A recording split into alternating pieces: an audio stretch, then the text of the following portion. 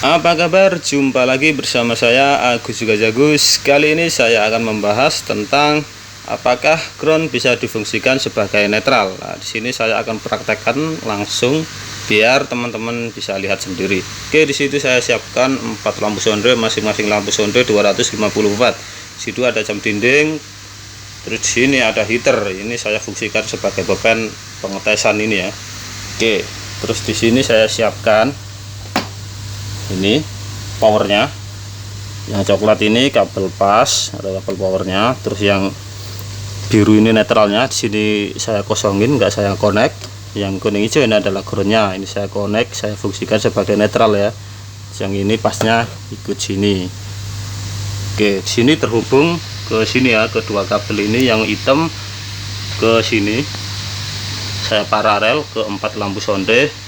Terus yang putih terhubung ke sini ke stop kontak. Stop kontak ini untuk mengetes heater ini. Oke, langsung saja kita tes. Kita on kan.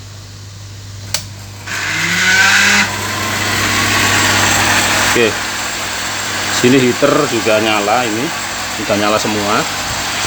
Oke, sini lampu sondenya juga keempat-empatnya nyala. Ini saya sengaja saya hadapkan ke bawah biar nggak terlalu panas ya. Kalau saya hadapkan ke atas nanti ruangnya terlalu panas. Oke, kita lihat ada berapa ampere ini. Oke, kita tes. Ini ada 14,7 ampere ya. Ini bebannya ini 14,7 ampere. Jadi 220 dikali 14,7. Oke, ini sekitar 3234 watt ya, sekitar sebesar itu ya beban ini, bisa menampung banyak beban. Jadi jawabannya apakah ground bisa difungsikan sebagai netral? Jawabannya adalah bisa, kalau sistem penggroundingannya itu sangat-sangat baik. Kalau hanya mengandalkan root elektroda dan tidak terhubung kemana-mana, itu saya rasa itu belum tentu bisa. Kalaupun bisa, itu mungkin tidak akan bisa menampung beban sebanyak ini ya. Mungkin hanya beberapa lampu itu saja udah ngedrop biasanya begitu. Oke, mungkin timbul pertanyaan apakah ini bisa bertahan sampai lama atau ngedrop nantinya.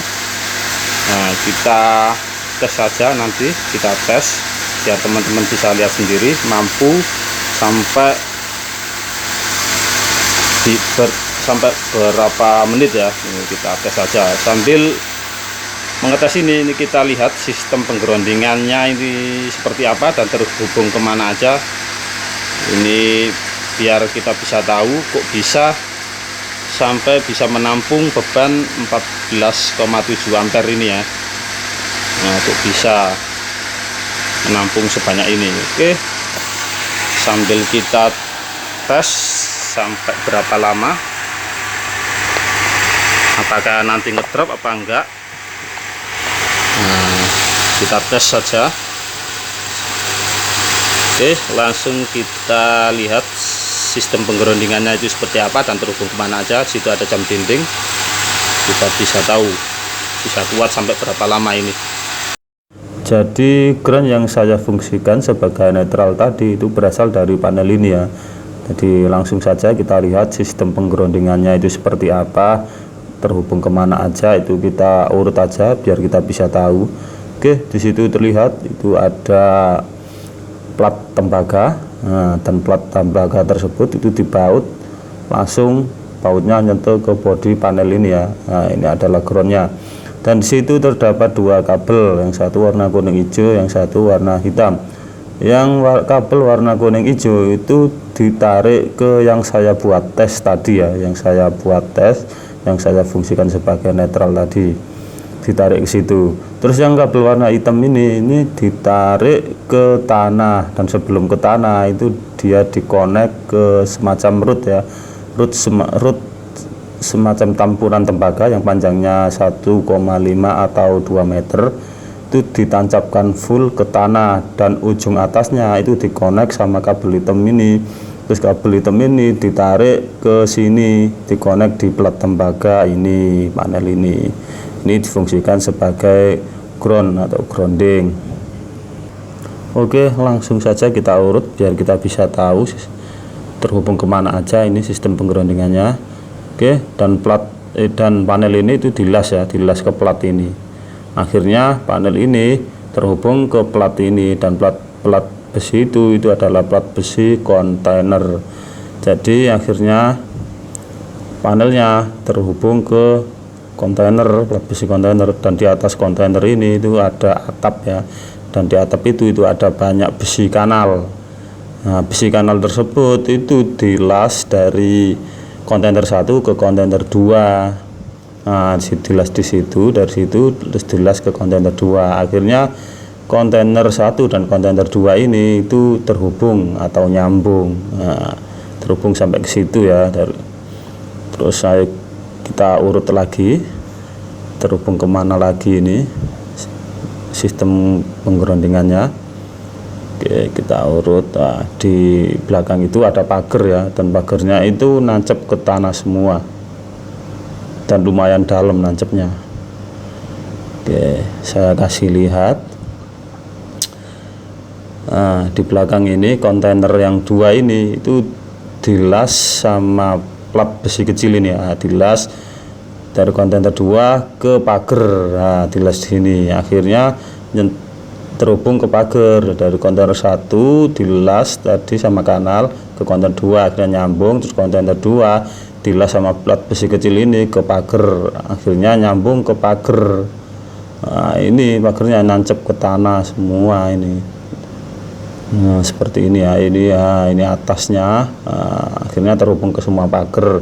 Pagar di ujungnya sana dilas sama ke kontainer yang nomor 4, akhirnya terhubung ke nomor 4. Kita urut lagi ya, di atas sana itu ada pipa. Nah, pipa itu dilas juga di pagar, akhirnya terhubung. Terus ujungnya dilas ke kontainer 3, akhirnya pagarnya itu terhubung ke kontainer 3. Terus ujungnya sana itu juga dilas sama ke kontainer yang nomor 4, akhirnya terhubung juga sama ke kontainer 4. Jadi kontainer 1, 2, 3, 4 itu semuanya terhubung, soalnya dilas semua. Oke, kita urut lagi, terhubung kemana aja ini. Oke, dan di kontainer 4 ini itu dilas ya sama pagar ini. Nah, ini dilas yang bawah dan juga atas itu dilas. Akhirnya kontainer yang 4 ini terhubung sama pagar ini. Pagar ini ditarik terus dilas ke high-bin bangunan ini. High-bin ini di bawah ini dan juga atas itu dilas. Akhirnya terhubung sama high-bin bangunan, dan high-bin bangunan ini itu terhubung ke semua bangunan. Nah, di situ di atas itu terhubung semua high-binnya.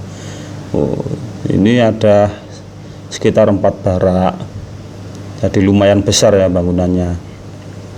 Terus yang bangunan belakang itu adalah 2 lantai.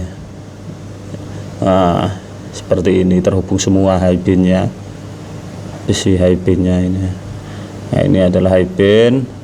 Nah, ini terus di bawahnya ini adalah ceker ayam. Jadi high-bin ini terhubung sama ceker ayam ini. Ceker ayam ini lumayan besar ukurannya, soalnya untuk barak ya lumayan besar. Jadi mungkin kedalamannya mungkin sekitar mencapai 2-3 meteran ceker ayam yang di bawahnya itu, dan ukurannya juga cukup besar biasanya ceker ayam yang di pabrik-pabrik ini. Nah, yang ini itu cor juga.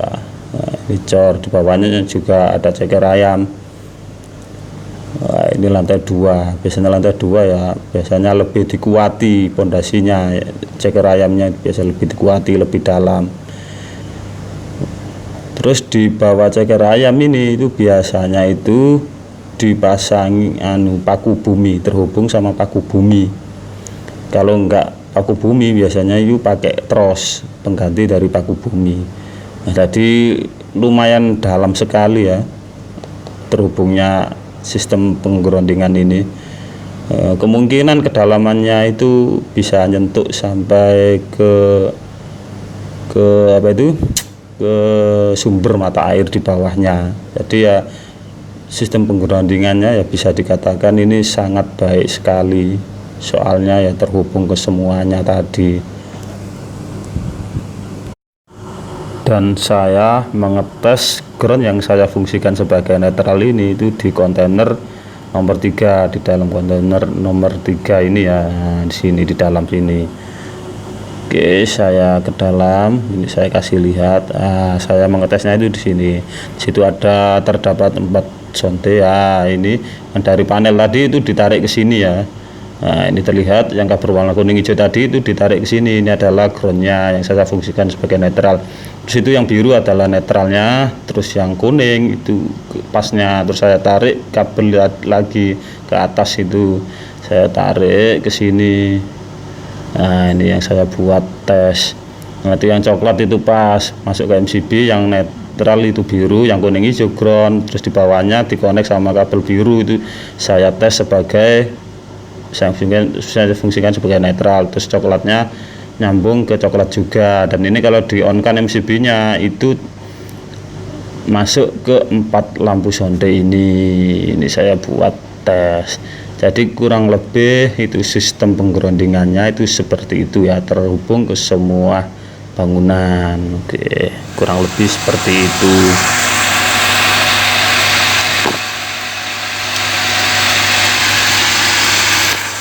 Oke, saya matikan aja dulu heaternya biar nggak bising. Nah. Oke, biar nggak bising. Oke, ini ternyata masih ya, masih ini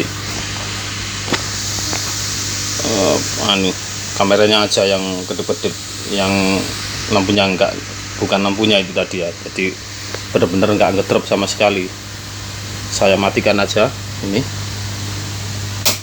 Oke, jadi sebenarnya sebelumnya saya itu sudah pernah mengetes ini 4 lampu sonde ini dari jam 12 siang sampai jam 8 pagi. Situ saya lihat 4 lampu sondena itu masih menyala dan benar-benar nggak drop sama sekali. Itu karena ya itu tadi, karena sistem penggroundingannya itu benar-benar sangat bagus dan terhubung kemana-mana, ke bangunan dan yang seperti yang kalian lihat tadi itu.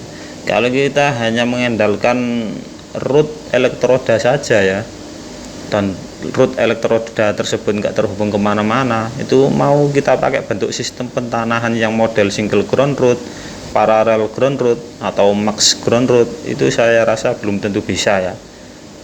Kalaupun bisa, itu belum tentu mampu menampung beban sebesar 14 ampere ini.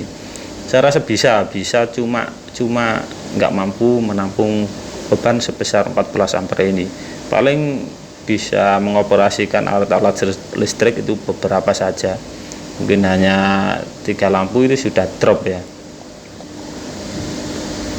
Oke, jadi ground ini itu bisa difungsikan sebagai netral bila sistem penggroundingannya itu benar-benar sangat bagus dan terhubung kemana-mana. Itu satu. Terus yang kedua, itu kita tidak menggunakan ELCB.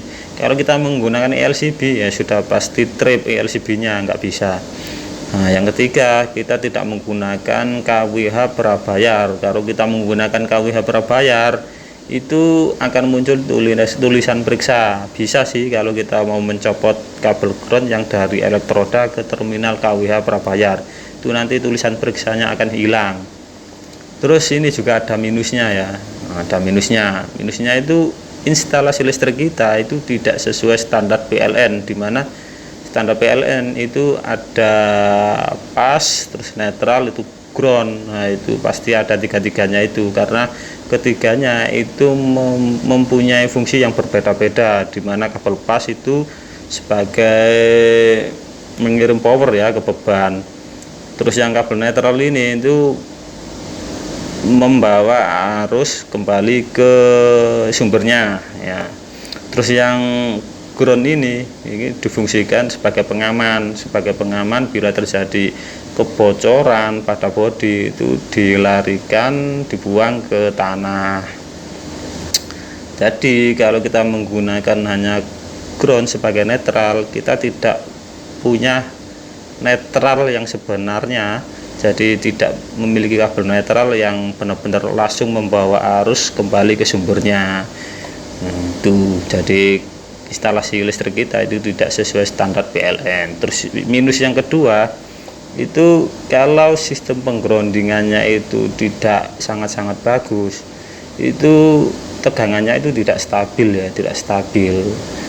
Nah, ketidakstabilan ini itu kalau misalkan tegangannya drop, dipakai beberapa lampu kok drop, terus kita menggunakan alat bor, dipaksakan terus ya, putarannya melambat. Kalau dipaksakan terus itu bisa-bisa alat listriknya itu cepat rusak ya. Nah, itu adalah minusnya. Dan ada minus lainnya.